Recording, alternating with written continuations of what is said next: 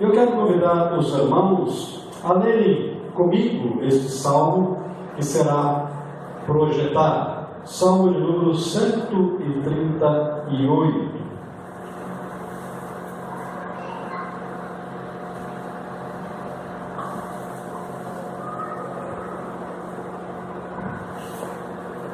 Vamos ler juntos. Graças te dou, Senhor, de todo o meu coração. Cantarei louvores a ti diante dos deuses. Prostro-me diante do teu santo templo. Louvo o teu nome por teu amor e tua fidelidade, pois engrandeceste acima de tudo teu nome e tua palavra. Quando eu clamo, tu me respondes. Coragem e força me dás. Os reis de toda a terra te darão graças, Senhor, pois todos eles ouvirão tuas palavras. Sim, cantarão a respeito dos teus caminhos, os caminhos do Senhor, pois a glória do Senhor é grande. Mesmo nas alturas, o Senhor cuida dos humildes, mas mantém distância dos orgulhosos. Ainda que eu esteja cercado de aflições, tu me protegerás da ira de meus inimigos. Estendes tua mão e o poder de tua mão direita me liberta. O Senhor cumprirá os seus planos para a minha vida, pois teu amor, ó Senhor, dura para sempre. Não me abandones, pois tu me fizestes. Esse salmo de Davi nada mais é do que uma oração desse servo de Deus, uma oração lindíssima que exalta a grandeza de Deus, que exalta o senhorio de Deus, mas também nele nós encontramos algumas coisas que Davi diz que haverá de fazer, e a principal delas, com certeza, é louvar ao Senhor. E nesse salmo também ele faz uma confissão de fé, ao dizer que ele confia no Senhor e sabe que Deus haverá de livrá-lo de seus inimigos, haverá de livrá-lo de todo o mal. Como disse, nós estamos trabalhando o tema oração, buscando ter uma vida de oração, uma vida constante de oração. Para isso é preciso que nós assumamos um compromisso com Deus, de termos momentos de oração, tirar alguns momentos do nosso dia para dedicar à oração. Jesus, certa vez, falando sobre a construção de uma casa, ele cita dois personagens, um que é louco e o outro que é sábio. E nós sabemos que uma construção, para ela permanecer firme, para ela ficar em pé, para que ela possa cumprir a sua função, ela precisa estar bem firmada, ela precisa estar bem alicerçada. Foi isso exatamente o que Jesus disse a respeito de dois construtores. Um, que ele chama de tolo, construiu a sua casa num lugar impróprio, sobre areia. Então vieram os vendavais da vida e a casa ruiu, porque ela não estava construída sobre um lugar sólido, um lugar próprio, mas sobre a areia.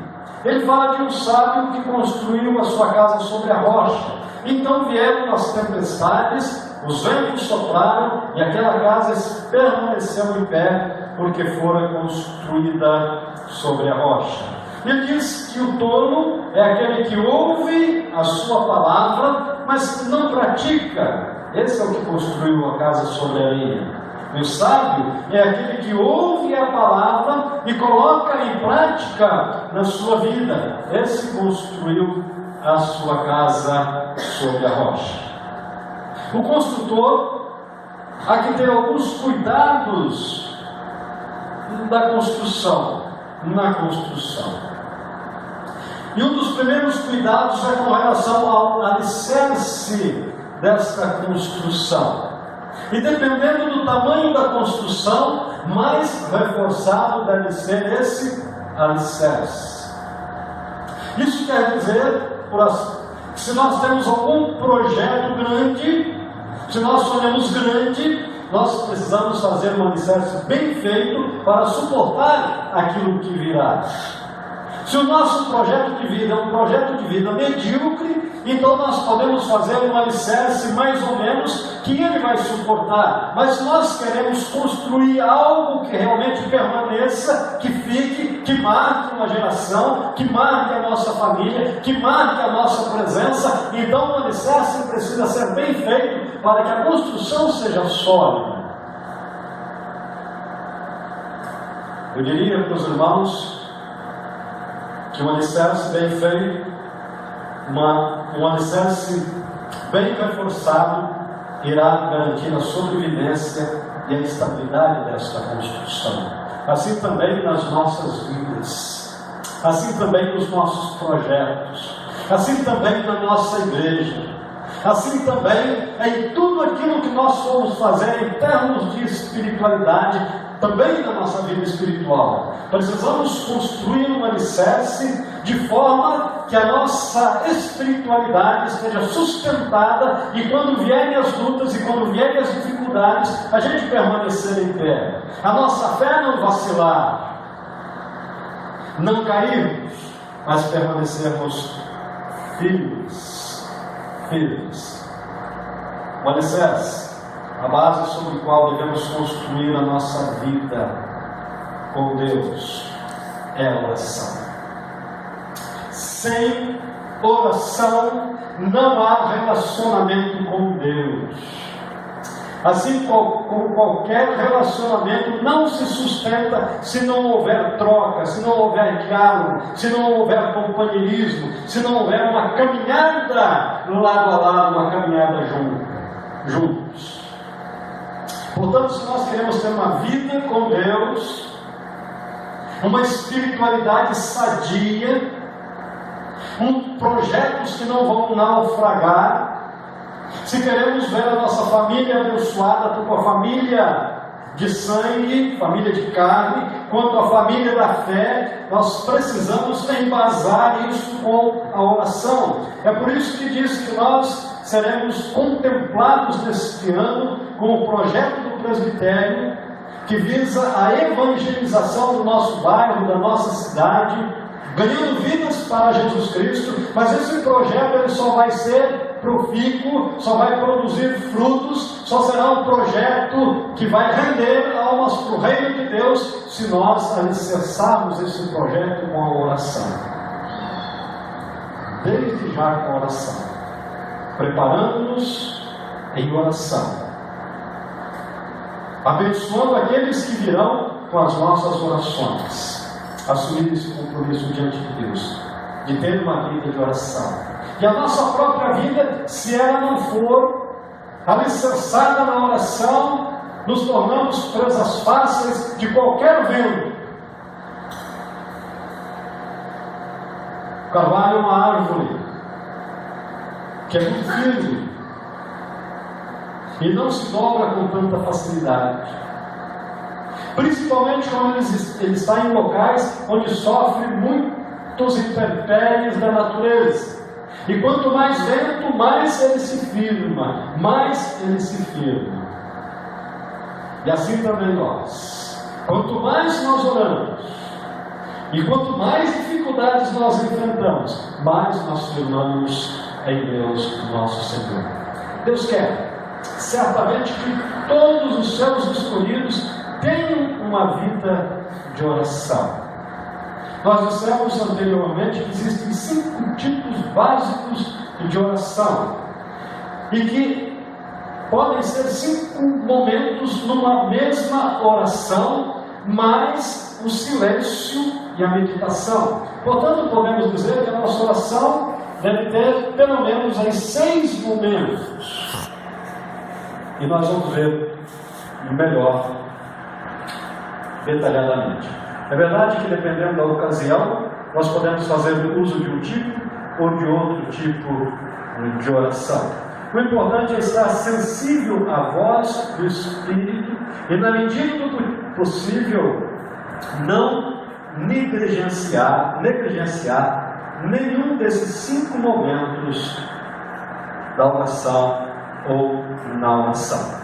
Falaremos então um pouquinho de cada um desses momentos rapidamente. O primeiro momento, ou tipo de oração, é a oração de louvor, adoração e ações de graças. Meus irmãos, nós precisamos ter bem claro em nós, né, que Deus é digno de ser louvado, honrado e glorificado. Portanto, ao iniciar a oração, iniciemos com louvor. Pegue os salmos. Acabei de dizer que o salmo de número 138 é uma oração, e Davi inicia: rendei graças ao Senhor. O salmo de número 100, celebrai com júbilo ao Senhor, e por aí vai. Louvor, adoração e ações de graças são as maneiras básicas pelas quais nós adoramos e cultuamos a Deus. Uma parte essencial de nosso relacionamento com Deus é o nosso tempo diário de ações de graças e de louvor. Nosso objetivo principal, e diz o Catecismo de Westminster, se não me engano, a primeira pergunta para que Deus, qual a finalidade para a qual Deus nos criou? E lá vai dizer: para o louvor da sua glória. Deus nos fez para louvarmos o seu santo e bendito nome. Portanto, na oração, nós não podemos nos esquecer desse momento de adoração, iniciar a nossa oração com adoração, com louvor ao nosso Deus. O que é o mandamento supremo das Escrituras? O que Jesus diz? Amarás o Senhor teu Deus de todo o teu coração, de todo o teu entendimento e de toda a tua força, ou toda a força e entendimento. Acho que investi um deles aí. Mas o importante é: ame ao Senhor de todo o teu coração, de toda a tua alma e de todo o teu entendimento. Devemos iniciar a oração então louvando a Deus, oferecendo a Ele a nossa gratidão. Precisamos investir tempo consistente em profundo louvor, adoração e ações de graças ao nosso Deus. Adorar a Deus, dizer a Ele o quanto o amamos, o quanto o admiramos, louvá-lo por sua bondade, louvá-lo por sua misericórdia, louvá-lo por sua grandeza, agradecê-lo por tudo que Ele fez e por tudo que Ele está fazendo, e já agradecer também aquilo que Ele fará por nós. Isso é fé, é agradecer antes de receber. Então inicie sua oração com louvor. Mas pode ser, às vezes nós pedimos aqui no culto: vamos pedir para fulano e tal fazer uma oração de louvor.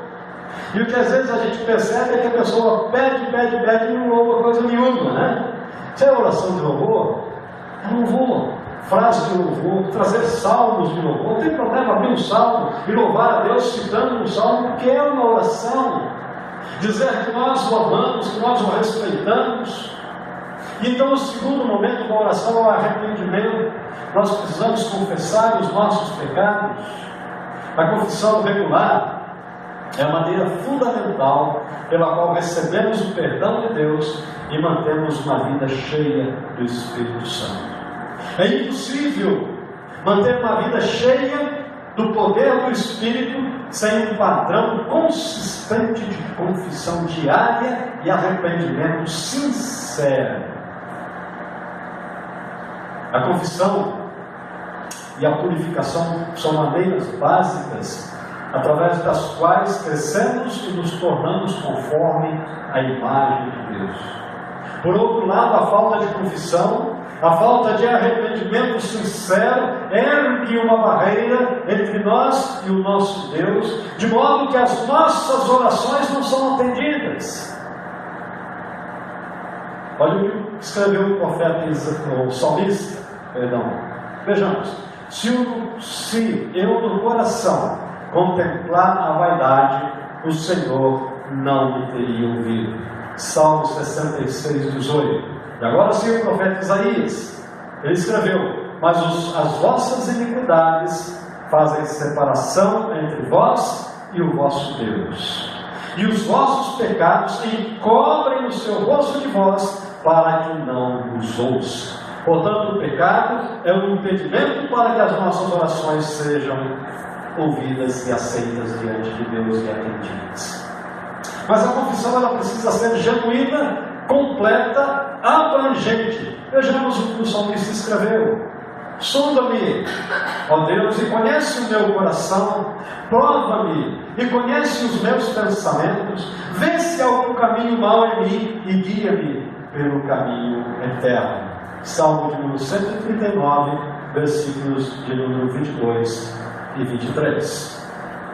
Nenhum cristão pode experimentar as coisas sublimes e maravilhosas que Deus tem para o seu povo, e nem desfrutar do seu poder, se não fizer uso da prática da confissão, da purificação e do arrependimento verdadeiro e sincero.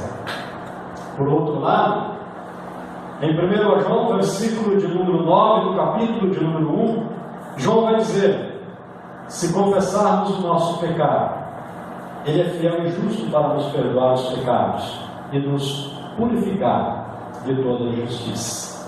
Assim, a barreira que nos separa de Deus, a barreira que nos impede de nos relacionarmos com Deus, que impede que Ele ouça as nossas orações, são derrubadas, lançadas por terra.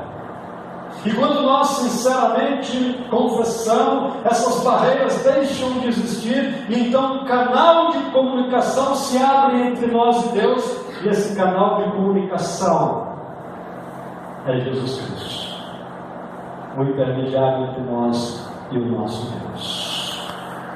Mas pecado tem nome, e quando nós formos confessar o pecado, devemos confessar o pecado pelo nome. Nós pecamos no varejo e confessamos no atacado. Se você falou mal de alguém, fala: Senhor, me perdoe porque eu falei mal de alguém. Se você maltratou alguma pessoa, você vai dizer: Senhor, me perdoe porque eu maltratei uma pessoa. Se você fez pouco caso de alguém, fala: Senhor, perdoa porque eu fiz pouco caso de alguém. Se você não ajudou alguém que você poderia ter ajudado, fala: Senhor, perdoe-me porque eu não ajudei. Se você falou um palavrão, Senhor, perdoe-me porque eu falei um palavrão. Pecado tem nome. Agora a gente peca e depois: Senhor, perdoa os meus pecados. Mas quais pecados você está confessando, meu filho? Então, dentro do possível, nomeie seus pecados diante de Deus. Será muito mais efetivo o perdão. Terceiro momento é a oração de petição. Nesse momento, então, nós vamos colocar diante de Deus, apresentar a Deus as nossas necessidades. E não há nada de errado com isso, pelo contrário, nós somos orientados pela palavra a apresentar a Deus as nossas petições. Essas petições agora, nós não estaremos intercedendo por outra pessoa, é por nós, é pela sua vida espiritual, é pelo seu trabalho, é pela área financeira que você está administrando na sua casa, no trabalho, é pelos seus estudos, os relacionamentos seus. Deus nos incentiva a orar. Jesus disse: pedi, e dar-se-vos-á, buscai e acharei, batei e abrir-se-vos-á. No entanto, é importante que os nossos pedidos estejam dentro da vontade de Deus, de acordo com a vontade de Deus para as nossas vidas. Temos que ter isso e pedir que a vontade de Deus se faça em nossa vida. Então tem esse momento também na oração: louvor, confissão.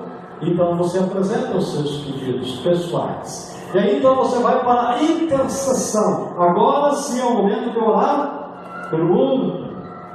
Vou orar pelos pedidos dos outros, vou orar pelos meus amigos, vou orar pelos meus irmãos, vou orar pela igreja, vou orar pela cidade, e assim por diante. Nós vamos ver quantos pedidos podemos colocar diante de Deus. Então, na oração de intercessão, nós focamos na necessidade das outras pessoas. intercedemos por alguém, colocamos-nos diante de Deus em favor daquele a quem nós estamos representando. Então, interceder é colocar-se no lugar do outro e pedir por ele. Há vários tipos, então, de intercessão e de áreas que nós podemos orar. Nós podemos orar, por exemplo, pela salvação de alguém. E eu sei que minha mãe orou muitos anos pela minha salvação, assim como continuo orando pela salvação de meus irmãos e de sobrinhos e sobrinhas. Pedir pelos cristãos mornos e frios. E o Apocalipse vai dizer que entre o morno e o frio é melhor ir para o frio, porque o morno o Senhor domina. Então, quando nós vemos que algum irmão está morno ou frio, vamos orar para que Deus o aqueça, para que ele volte à vida, ao servir a Deus. Devemos orar e interceder pelos desviados, por aqueles que estão em tribulação, pelos fracos na fé, pelos enfermos, também pelas autoridades civis e eclesiásticas. E o nosso país está precisando de muita oração para atravessarmos uma crise talvez sem precedentes em sua história. Somos chamados, então, queridos irmãos, para sermos intercessores. E quando nós oramos com fé, acreditando, com o alicerce desta oração, que é segundo a vontade de Deus, na orientação do Espírito, de acordo com a palavra, Deus nos ouve, Deus age, Deus cura, Deus salva, Deus liberta. Por fim, o quinto momento é o momento do agradecimento. Nós temos a mania de retirar a nossa listinha do osso, nos esquecemos da oração de adoração, nos esquecemos de confissão, às vezes até nos nossos pedidos, e já destrinchamos a nossa lista do supermercado diante de Deus. Senhor, eu quero isso, e vai ticando. Amém e tchau. Então comece adorando a Deus, apresentando a sua adoração sincera a Deus, seu louvor. Deus é digno, Deus é merecedor. Não é para bajular Deus, não, porque não precisa de ser bajulado, não. Mas como um reconhecimento do que Ele é, nosso Senhor, nosso Salvador, nosso Criador, nosso mantenedor. Se não fosse Deus, que o diga Israel, se não fosse Deus que esteve ao nosso lado, teríamos sido engolidos, destruídos. Mas Ele está nos sustentando. Confesse os seus pecados sinceramente, nomeie-os. Coloque diante de Deus a sua petição, os seus pedidos pela sua saúde, pela sua vida espiritual, pela igreja, então já é intercessão, pelas pessoas que você conhece, que você ama e quer ver salvas, pelo ânimo da igreja, pelo projeto de evangelização, e já agradeça, porque se Deus atender conforme você pediu, aleluia, mas se Ele não atender, glória a Deus, porque Ele sempre vai fazer o melhor. Então peça e já apresente o seu agradecimento, as suas graças. Esse é um momento muito importante na oração, porque é a sua demonstração de fé, agradecendo a Deus mesmo antes da resposta chegar. É fé. Colocamos louvor e agradecimento no início e no final da oração. Você inicia louvando, adorando, e já agradece o tempo branco, e encerra louvando e também com agradecimento. E louve a Deus. Se tiver vontade, faça que nem um menininho aqui, o leitor. Louve a Deus com alegria, louve a Deus com vontade, louve a Deus com todo o seu ser.